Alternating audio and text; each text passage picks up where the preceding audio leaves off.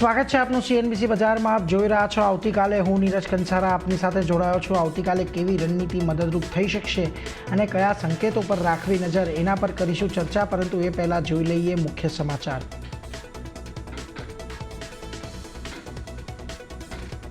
સારા સ્થાનિક સંકેતોથી બજારમાં રહ્યો ખરીદદારીનો મૂળ। દિવસના ઉપલા સ્તર પર બજાર બંધ। મિડ કેપ સ્મોલ કેપ શેર્સમાં જોવા મળી સૌથી વધારે તેજી। બેંક નિફ્ટી પણ 350 પોઈન્ટ ઉછળીને દિવસના ઉચ્ચતમ સ્તર પર થયો બંધ।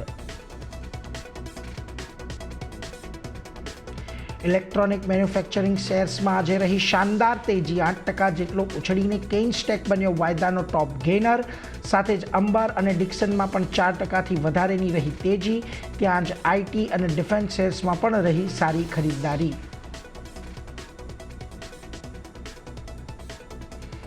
ઓગસ્ટમાં અનુમાનથી સારા રહ્યા ઓટો સેલ્સના આંકડા। ઓગસ્ટમાં બજાજ ઓટોનું વેચાણ 5%, તો ટીવીએસ મોટરનું વેચાણ 30% વધ્યું। અશોક લેલેન્ડે પણ વેચ્યા 5% વધારે કમર્શિયલ વ્હીકલ। ત્યાં જ 55% વધ્યું આઈશર રોયલ્સનું એનફિલ્ડનું સેલ્સ।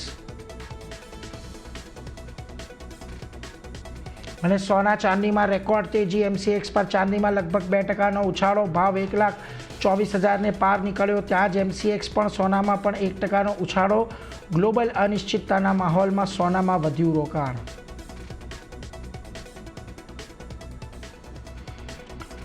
તો જો આજના બજાર પર એકવાર ખાસ કરીને નજર કરી લઈએ તો આજે આપણને એક સારી તેજી સાથેનું ક્લોઝિંગ જોવા મળ્યું। નિફ્ટીની અંદર આજના દિવસે આપણને ફરી એક વખત 24,400ના લેવલ પાસેથી ખરીદદારી આવતી જોવા મળી। કારણ કે જો ગઈકાલે એટલે કે શુક્રવારે જે ક્લોઝિંગ બનતું જોવા મળ્યું હતું 24,426નું હતું અને 24,400ના લો શુક્રવારે બન્યા હતા। ત્યાંથી આજે આપણને ફરી ખરીદદારી આવતી જોવા મળી છે અને 24,400નું લેવલ સતત તમને મે મહિનાથી એક મહત્ત્વનો સપોર્ટ બનતું દેખાયું છે, જ્યાંથી આજે ફરી પાછો આપણે એક સારો એવો ઉછાળો આવતો જોવા મળ્યો। આજના દિવસે જુઓ નિફ્ટી લગભગ તમને 200 પોઈન્ટ જેટલું વધ્યું। સેન્સેક્સમાં 550 પોઈન્ટનો ઉછાળો આવ્યો। તો નિફ્ટી બેંકની અંદર પણ આજે તમને 54,000ને પારનું ક્લોઝિંગ જોવા મળ્યું કે જે દિવસનો ઉચ્ચતમ સ્તર હતો, પરંતુ અહીંયા શુક્રવારનો જે હાઈ હતો તે હજી સુધી આપણને ક્રોસ થતો જોવા નથી મળ્યો। મિડકેપની અંદર જુઓ 2%ની તેજી, સારી તેજી રહી આજે। અહીંયા જે ઈએમએસ શેર્સની અંદર કે ઓટો સ્ટોક્સની અંદર ખરીદદારી આવી એને થોડોક પડઘો અહીંયા જોવા મળ્યો। સ્મોલ કેપમાં લગભગ 2%ની તેજી આજના દિવસે રહી અને ખાસ કરીને ઇન્ડિયા વિક્સ આજના દિવસે જુઓ 11.29 પર બંધ થયું છે। આજે આખી માર્કેટ બ્રેડ પણ તમને એક પોઝિટિવિટી તરફની જોવા મળી કે જ્યાં આગળ લગભગ 2,027 શેર વધ્યા, 833 શેરની અંદર ઘટાડો રહ્યો। એટલે આજના દિવસે તમને ઓવરઓલ એક માર્કેટની અંદર બહુ સારી ખરીદદારી જોવા મળી હતી, કારણ કે આજે આપણે એક સપોર્ટથી એક બાઉન્સ લેતા દેખાયા છીએ। નિફ્ટીની અંદર જુઓ આજના દિવસે તમને જ્યાં સારી તેજી જોવા મળી એમાં બધા જ ઓટો કાઉન્ટર રહ્યા। બજાજ ઓટોની અંદર લગભગ 4%ની તેજી આવી। એમએનએમ લગભગ 3.5% જેટલો વધતો દેખાયો। ટાટા મોટર્સ, હીરો મોટો કોર્પ 3% જેટલા વધ્યા। પરંતુ જ્યાં તમને દબાણ આવતું જોવા મળ્યું ત્યાં આગળ 2 કાઉન્ટરની અંદર ખાસું દબાણ હતું, એક સન ફાર્મા અને એક આઈટીસીમાં કે લગભગ 2 અને 1%નું દબાણ આ બંનેમાં જોવા મળ્યું। પરંતુ એચયુએલ, ટાઇટન જેવા સ્ટોક પણ થોડાક લાલ નિશાનની અંદર આજે બંધ થવામાં સફળ રહ્યા છે। વેલ નિફ્ટીની અંદર આથી આજે રિલાયન્સનો હેવીવેટ તમને ઘટાડા સાથે બંધ થતો દેખાયો, છતાં એક સારી તેજી રહી। હવે આવતીકાલના બજાર પર ચર્ચા કરવા માટે આપણી સાથે ચોઇસ બ્રોકિંગના કુનાલ પરાર જોડાયા છે। કુનાલજી, સ્વાગત આપનું સીએનબીસી બજારમાં। Very good evening.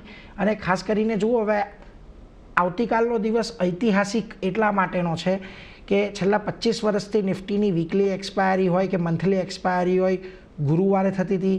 આવતીકાલથી હવે એક્સપાયરી શિફ્ટ થઈને મંગળવારે થવાની છે। આવતીકાલની પહેલી મંગળવારની એક્સપાયરી, આજના મજબૂતી સાથેના ક્લોઝિંગ બાદ હવે કાલની એક્સપાયરીનો વ્યૂ તમારો શું બનશે? વેલ ડેફિનેટલી કાલથી આપણને મંગળવારની એક્સપાયરી જોવા મળશે અને ગુરુવારની એક્સપાયરી શિફ્ટ થઈને મંગળવારની થઈ ગઈ છે। નાવ મને નથી લાગતું કે આની કોઈ મેજર ઇમ્પેક્ટ આપણને માર્કેટ પર આવતા જોવા મળે, બટ હા એટલું જરૂરી છે કે આજના દિવસમાં જે રેલી આપણને જોવા મળી છે કન્ટિન્યુ રહી શકે છે અને ઉપરના મથાળે 24,850 24,500 સુધીના લેવલમાં નિફ્ટી જોવા મળી શકે। એટલે વ્યૂ ડેફિનેટલી પોઝિટિવ સાઇડનો છે, એમાં કોઈ બે મત નથી। 24,850 24,500 આ બે લેવલનો એક્સપેક્ટેશન આપણે રાખીને ચાલી શકીએ। લોઅર લેવલ પર 24,350ના સપોર્ટ અત્યારે હાલ આપણને નિફ્ટીમાં જોવા મળી રહ્યા છે. એટલે જે વ્યૂ બની રહ્યો છે અત્યારે પોઝિટિવ સાઈડનો છે, એમાં કોઈ બેમત નથી. અને બેંક નિફ્ટીની વાત કરીએ તો બેંક નિફ્ટીમાં પણ અત્યારે આ લેવલ પર પોઝિટિવ સાઈડનો વ્યૂ બની રહ્યો છે. આજના દિવસમાં તમે જુઓ તો સારી એવો ઉછાળો આપણને બેંક નિફ્ટીમાં જોવા મળેલો છે. બેંક નિફ્ટી ક્યાંક ને ક્યાંક જોવા જઈએ તો 300-350 પોઈન્ટના ઉછાળા સાથેનું આજનું ક્લોઝિંગ આપણને જોવા મળ્યું છે. અને એમાં સપોર્ટ પણ બેંક નિફ્ટી આપણને તો જોવા મળી રહ્યો છે. એટલે બેંક નિફ્ટી પણ ઉપરના મથાળે 24,500 24,600 ના લેવલ આપણને જોવા મળી શકે છે. લોઅર લેવલ અત્યારે હાલ પૂરતો આપણને બેંક નિફ્ટીમાં આવી રહ્યો છે.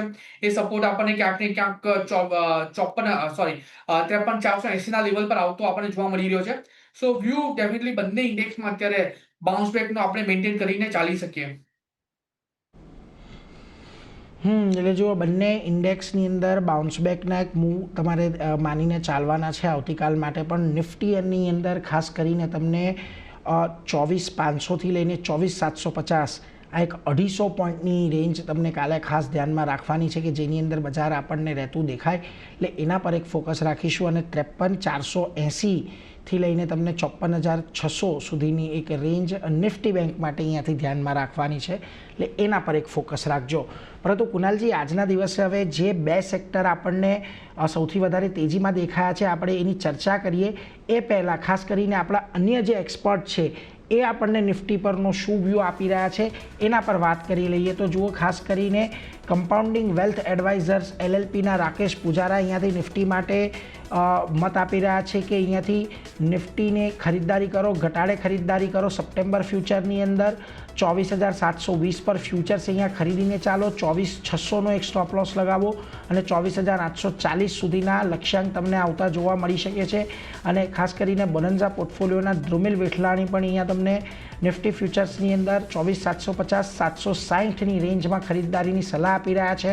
24,750, 24,900નો એક લક્ષ્યાંક અને 24,600ના ટાર્ગેટ તમારે અહીંયા ધ્યાન રાખવાના છે. એટલે જુઓ, અહીંયાથી દરેક આપણા એક્સપર્ટ છે આજની એક સારી તેજી બાદ નિફ્ટી પર આપણને બુલિશ રહેતા દેખાઈ રહ્યા છે. જ્યાં આગળ 24,750થી લઈને 24,850 સુધીની એક રેન્જ છે કે જે તમને ટાર્ગેટની આવતી જોવા મળી શકે છે.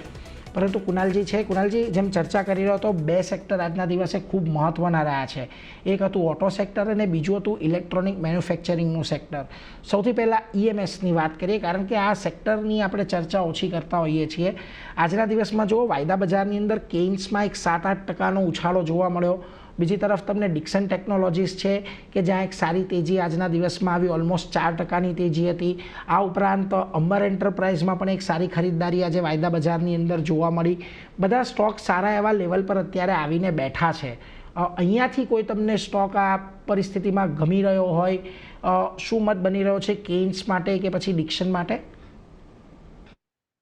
વેલ, કેન્સની વાત કરીએ તો જે પ્રમાણે અત્યારે મોમેન્ટમ આપણને આ બધા જ કાઉન્ટરમાં આવતી જોવા મળી રહી છે. કેન્સ આજના દિવસમાં જોવા જઈએ તો 7-7.5% ઉપર આપણને જોવા મળી રહ્યો છે. અંબર એન્ટરપ્રાઇઝની વાત કરીએ, અંબર એન્ટરપ્રાઇઝમાં અત્યારે આ લેવલ પર જોવા જઈએ તો એમાં પણ 5%ના ઉપરના મોમેન્ટમ આપણને આવતા જોવા મળી રહ્યા છે. એટલે ક્યાંક ને ક્યાંક એક સારી રેલી આપણને દરેક કાઉન્ટરમાં આજના દિવસમાં જે તમે નામ લીધા દરેક કાઉન્ટર્સમાં અત્યારે આપણને જોવા મળી રહી છે.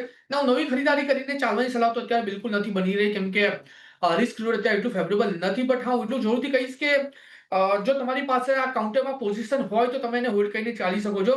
આવનારા દિવસોમાં સારી એવી રેલી આપણને કાઉન્ટર્સમાં આવતા જોવા મળી શકે. આ બધા જ કાઉન્ટર અત્યારે એના 100 અને 200 DMA ની ઉપર ટ્રેડ કરી રહ્યા છે.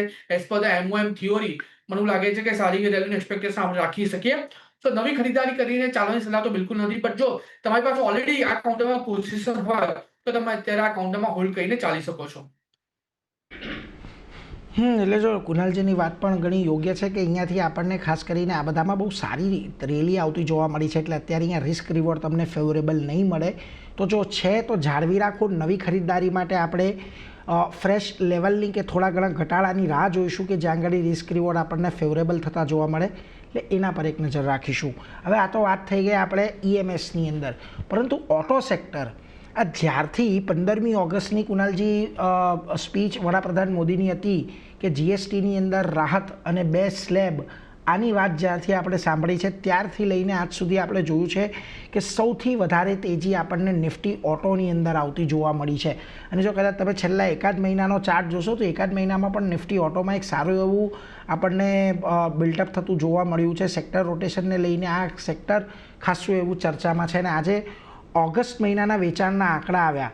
થોડીક અપેક્ષા અહીંયાથી આંકડા મુજબની જ રહી છે, પરંતુ દરેક જગ્યાએ એક સરપ્રાઇઝિંગ ફેક્ટ એ છે કે એક્સપોર્ટ્સ અહીંયાથી ખાસ કરીને આપણને વધતી દેખાય છે. પછી એ ટુ વ્હીલરની અંદર બજાજ હોય, ટીવીએસ મોટર હોય, એમએનએમ હોય, ટ્રેક્ટર હોય, બધી જગ્યાએ આપણને એક્સપોર્ટની અંદર સારા આંકડા આવતા જોવા મળ્યા છે.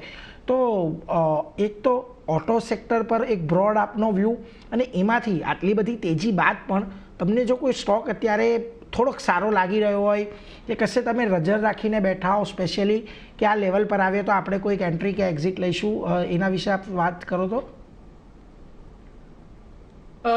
વેલ, તમે ટુ વ્હીલરની વાત કરો કે ફોર વ્હીલરની વાત કરો, 15 ઓગસ્ટ પછી વડાપ્રધાન સાહેબે જે જીએસટી ની વાત કરી હતી 5 અને 18%, આજ બે સ્લેબ રહેશે, એની વચ્ચેના બધા સ્લેબ નીકળી જશે અને લક્ઝરી કાર પર ઓબ્વિયસલી એના પર 40% જીએસટી લાગશે. એટલે એમાં કોઈ બેમત નથી, એના પર ડિસ્કશન કરવાનું કોઈ મતલબ નથી બનતો. પણ આજે 18% અને 5%ની વાત કરીએ, એમાં ઘણા બધા કાઉન્ટર્સ એવા છે જેની ડાયરેક્ટ ઇમ્પેક્ટ આપણને પડતી જોવા મળી છે. અને એના બેઝ પર તમે મારુતિની વાત કરો, એમએનએમની વાત કરો, ટાટા મોટર્સની વાત કરો, ઇવન હ્યુન્ડાઈની વાત કરો, સામે હીરો મોટોકોર્પ, બજાજ છે, ટીસીએસ, આઈટર છે, દરેક કાઉન્ટર્સ પર અત્યારે આપણને આ લેવલ પર એક મોમેન્ટમ આપણને આવતા જોવા મળી રહી છે. નવ તમે જે અત્યારે દિવાળી પર જે ગિફ્ટ આપવાની વાત અત્યારે થઈ રહી છે વડાપ્રધાન મોદીજી તરફથી કે એઝ અ જીએસટી અમે તમને ગિફ્ટ આપ્યું છે, એટલે ઘણા બધા જ કાઉન્ટર્સ પર આપણને ક્યાંક ને ક્યાંક એક ફર્ધર રેલી આપણને આવતી જોવા મળી શકે છે. એટલે વ્યૂ ડેફિનેટલી ઓટો સેક્ટર પર પોઝિટિવ સાઇડનો છે. બટ તમે ખરીદી કરીને ચાલવાની સલાહ તો ત્યાં બિલકુલ નહીં બને નીરજ, કેમ કે એક સારી એવી રેલી આપણને છેલ્લા 2 અઠવાડિયામાં બધા જ કાઉન્ટરમાં જોવા મળી ગઈ છે. એટલે રિસ્ક એટલો ફેવરેબલ નથી બની રહ્યો. પણ હું એટલું જલ્દી કહીશ કે જો તમારી પાસે પોઝિશન હોય આ બધા કાઉન્ટરમાં તો હોલ્ડ કરીને ચાલવાની સલાહ છે, કેમ કે ફર્ધર ઉછાળો પણ આપણને આ બધા જ કાઉન્ટરમાં આવતો જોવા મળી શકે છે પ્રેઝન્ટ લેવલથી. સો જે ગાડી તમે પહેલા 18% કે 28%ના જીએસટી સાથે લેતા હતા, મે બી એના પર જીએસટી ઘટીને હવે 5% થશે, તો ડાયરેક્ટ એનો બેનિફિટ એન્ડ કન્ઝ્યુમરને આપણને ત્યાં જોવા મળશે. એટલે વ્યૂ ડેફિનેટલી ઓટો સેક્ટર તરફથી પોઝિટિવ સાઇડનો જ છે. અને મોદીજી હાલ એક્સપોર્ટ પર વધારે ફોકસ કરી રહ્યા છે. રિસેન્ટલી ઈ વિટારાનું લોન્ચિંગ કર્યું આપણે ગુજરાતમાં, અને ત્યાંથી મોટાભાગે વર્લ્ડ વાઇડ લેવલ પર ઈ વિટારા એક્સપોર્ટ થશે. તો તમે જોઈ શકો છો કે ટુ વ્હીલર અને ફોર વ્હીલર માટેનું કેટલું મોટું એક્સપોર્ટ હબ ગુજરાત બનવા જઈ રહ્યું છે. તો મને એવું લાગે છે કે એક ડાયરેક્ટ બૂસ્ટ આપણને ઓટો સેક્ટરમાં આવતા જોવા મળશે, અને ડાયરેક્ટ ઇમ્પેક્ટ એમ્પ્લોયમેન્ટ પર પણ આવશે. સો વ્યૂ ડેફિનેટલી બધા જ કાઉન્ટરમાં પોઝિટિવ સાઇડનો છે. નવી ખરીદારી કરીને ચાલવાની સલાહ તો અત્યારે બિલકુલ નથી બની રહી, કેમ કે રિસ્ક એટલું ફેવરેબલ નથી. બટ જો તમારા પાસે આ સ્ટોકમાં પોઝિશન હોય તો તમે હોલ્ડ કરીને ચાલો. હજુ પણ સારા એવા લેવલ આપણને પોસ્ટ દિવાળી જોવા મળી શકે છે. એક કાઉન્ટર પર ચર્ચા કરવી છે કોલ ઇન્ડિયા પર, કારણ કે જો આજે અહીંયા આપણને એક અપડેટ આવતી દેખાય છે, ઓગસ્ટ મહિનાની ઉત્પાદનની અપડેટ બજાર બંધ થયા બાદ આવી છે અને પોઝિટિવ રહેતી જોવા મળી છે ઓવરઓલ. તો એનું રિએક્શન કાલે આપણને અહીંયાથી એક આવતું જોવા મળશે. અને ઓવરઓલ જુઓ, અહીંયા આપણે કોલ ઇન્ડિયાનું જે પ્રકારનું સેટઅપ છેલ્લા ઘણા સમયથી જોઈ રહ્યા છીએ, આમ તો ઘટાડા તરફીનું જ છે, પરંતુ એક મહત્ત્વની વાત અહીંયાથી એ છે કે 370 પાસે અહીંયા મલ્ટિપલ સપોર્ટ ઝોન બનેલા છે. ત્યાંથી આપણને છેલ્લા 3 દિવસથી એક થોડી ખરીદદારી જોવા મળી રહી છે. કોલ ઇન્ડિયા તમને લાગે છે અહીંયા જે પ્રકારની 3 દિવસથી 370 પાસેથી આપણને એક નાની બાઇંગ જોઈ રહ્યા છીએ, અહીંયા કોઈ પોઝિશનલ વ્યૂ આપનો કયા પ્રકારનો બની રહ્યો છે કુનાલજી? પહેલા ખરીદારી કરીને ચાલવાનો બની રહ્યો છે. 368ના એસએલ સાથે મેન્ટેન 368 નો એસએલ મેન્ટેન કરીને ચાલીશું. 386 નો પહેલો ટાર્ગેટ ને 386 જો બ્રેક કરે તો 398 નો બીજો ટાર્ગેટ પણ આપણને આમાં જોવા મળી શકે. એટલે વ્યૂ ડેફિનેટલી પોઝિટિવ સાઇડનો છે. કોલ ઇન્ડિયા પ્રેઝન્ટ લેવલથી ખરીદારી કરીને ચાલવાની સલાહ રહેશે. કોલ ઇન્ડિયા એટલે જુઓ પસંદગી પડી રહી છે અહીંયા કુનાલજીની, એક સારી ખરીદદારીની સલાહ છે.